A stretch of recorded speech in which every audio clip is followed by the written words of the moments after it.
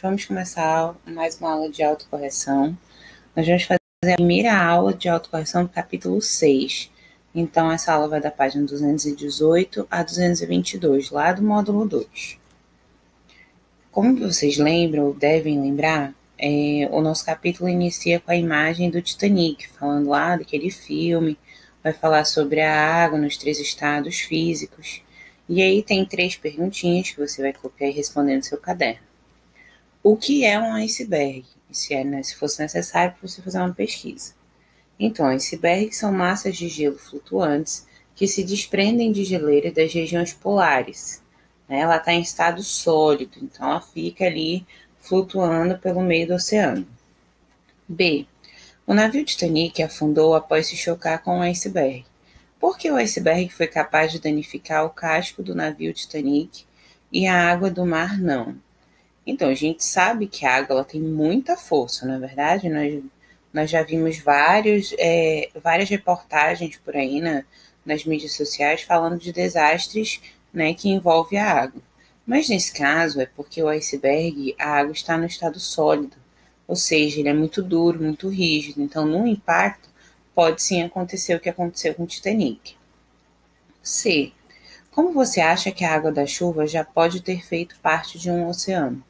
Então, a gente lembrando lá do ciclo da água que nós já vimos, ela vai fazer parte da primeira etapa do ciclo da água, né?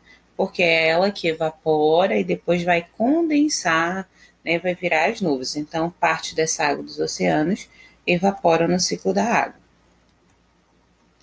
Na página 220 tem uma tirinha aí do Bidu, lá da Turma da Mônica, e tem 2 perguntinhas que você também vai copiar e responder no seu caderno. O que aconteceu aí nessa tirinha? A tirinha tem 3 etapas. Então, a tirinha está mostrando a transformação da água, né? A água em estado sólido, depois líquido, depois gasoso. 2. Personalidade se refere às características de uma pessoa. São qualidades e defeitos que tornam cada pessoa única. A água não apresenta personalidade. Por que você acha que Bidu falou sobre personalidade nessa tirinha? Porque cada estado físico da água tem suas características, não é verdade? A do estado sólido tem, a do estado gasoso também e a do líquido também. Então, cada uma tem um jeitinho. Na página 221, tem uma manchete aí. 2. Chuvas elevam o nível do rio Tocantins 3 metros acima do normal. Falta de chuva deixa rios e córregos secos na região norte de Goiás. Então, também são perguntas que você vai copiar e responder no seu caderno de ciências. Qual é o assunto abordado nas manchetes? Está fácil, né? É a influência das chuvas no nível do rio. Então, quanto menos chuva, menos o nível do rio aumenta, não é verdade? 4. Qual é a relação entre as nuvens, as chuvas e as águas dos rios e dos córregos? Então, todos eles fazem parte do ciclo da água. A água dos rios é a parte que evapora, condensa formando as nuvens e depois precipita em forma de chuva. Na página 223 também tem uma perguntinha onde tem aquela imagem já do ciclo da água. Qual é a sua participação no ciclo hidrológico? A nossa, como ser humano, nossa participação é que nós eliminamos o vapor de água no ambiente por meio de 2 processos, da respiração e da transpiração. Página 225. Hipermeabilização do solo e planejamento das cidades. Então, vamos relembrar um pouco aí esse texto. Francisco tem 80 anos de idade. Há muitos anos, a cidade onde ele vive era uma pequena comunidade. À medida que a comunidade foi crescendo, muitas pessoas de outros locais se mudaram para lá. Várias construções foram feitas e com elas as calçadas e o asfalto das ruas e estradas. O prefeito da cidade sabia da importância do solo para evitar alagamentos. Foi então que ele resolveu planejar o crescimento da cidade e reduzir a hipermeabilização do solo. Para isso, foi determinado que a cidade iria manter algumas áreas verdes e que as calçadas seriam permeáveis, ou seja, permitindo que a passagem de água aconteça entre os espaços das peças. Então, esse texto vem explicar a diferença de permeável e impermeável que nós vimos lá naquele vídeo de explicação. Tem 2 perguntinhas sobre esse assunto que você vai copiar respondendo no seu caderno. Na cidade onde você vive, existem áreas verdes ou calçadas permeáveis? Existe sim, tá, gente? Letra B. Como você acha que os cidadãos podem ajudar a impermeabilização do solo?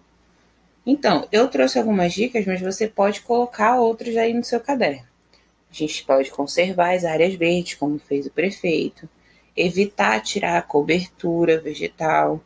Tem a questão dessa nova maneira de calçada, como está na imagem aí ao lado, que aqui em Manaus a gente tem algumas ruas que possuem calçadas semelhantes. Então, assim, você pode listar outras coisas no seu caderno. Página 226. Rebeca montou um terrário em sua aula de ciências. Ela adicionou água, solo, pequenos animais e plantas. Vedou o terrário e o deixou em local que receba a luz solar pela manhã. Certo dia, ela observou a formação de pequenas gotículas de água na parede do terrário.